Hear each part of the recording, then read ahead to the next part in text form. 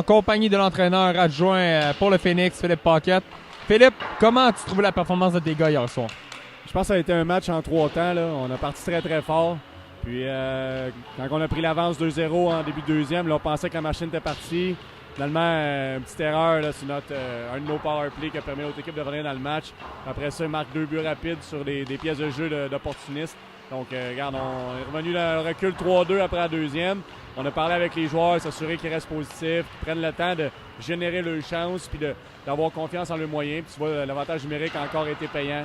On va chercher ça en fusillade. C'est sûr qu'on laisse un point sur la table, mais il faut donner le crédit aux Forestiers qui ont joué un excellent match de hockey. Pour nous autres, c'est de l'expérience de plus qu'on va chercher. Hier, Stéphane Huard, 2 buts, un superbe but, il faut le dire. Qu'as-tu pensé de cette performance hier?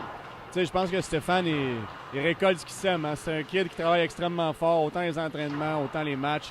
Il est toujours sur la coche, il pose des questions, il veut apprendre. C'est un leader à sa façon, même comme joueur de 15 ans cette année. Donc, le succès offensif vient avec les efforts. Il travaille, ça paye présentement. Je souhaite vraiment que ça continue comme ça parce qu'il mérite après tout ce qu'il fait. Christophe Farmer était à Chicoutimi pas plus tard qu'hier. En fait, il était en Abitibi pour les Saguenay. Comment qu'on vit avec le retour de Christophe Farmer dans l'alignement aujourd'hui? C'est sûr qu'on est extrêmement contents. Hier, je te disais que ça faisait partie de notre rôle en tant qu'équipe de s'assurer que nos joueurs puissent aller chercher cette expérience-là avec le junior, avec les équipes juniors.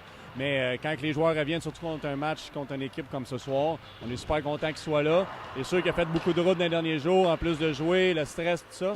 On s'attend qu'il sorte un bon match, mais on lui a demandé de rester avec les petites choses de la base pour s'assurer que la game aille bien pour lui et pour notre équipe en même temps. Enrico Di Cesare de l'autre côté, très solide contre vous. Comment qu'on fait pour bloquer un joueur de cette façon?